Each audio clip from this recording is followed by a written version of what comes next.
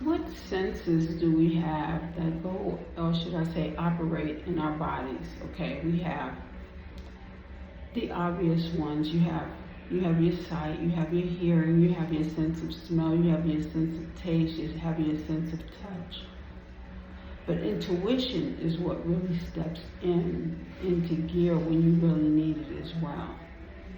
A woman was walking. She was trying to find her friend because she needed to give her friend something. And somehow she stumbled across a man. The man was on a bike.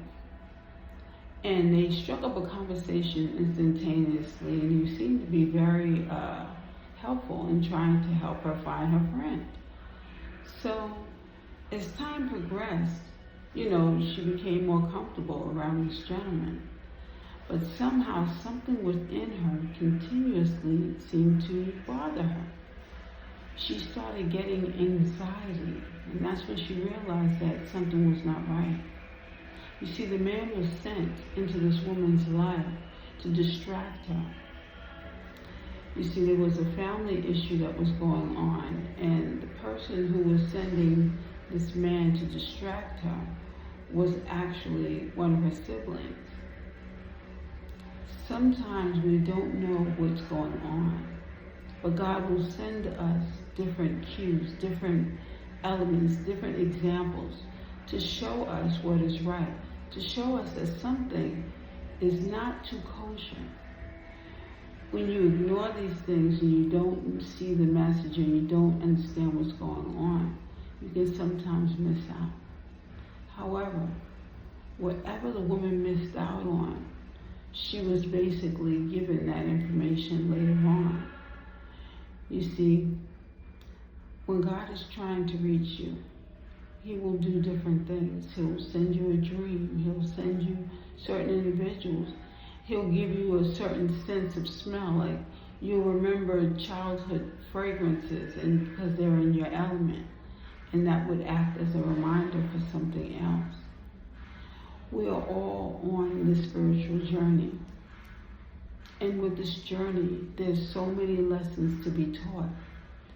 Sometimes we miss the messages because we're so focused on work. We're so focused on having fun.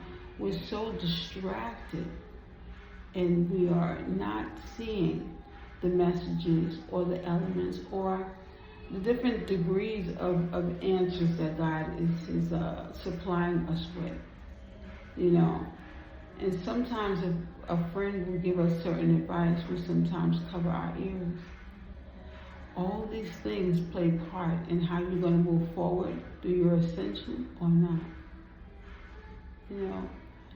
In life, there's always going to be different examples, different key elements that are going to show us or deliver us to the answers that we need. We need only go to bed, ask God before we go to bed, or talk to God before you go to bed, and the answers most likely will be supplied to you that morning.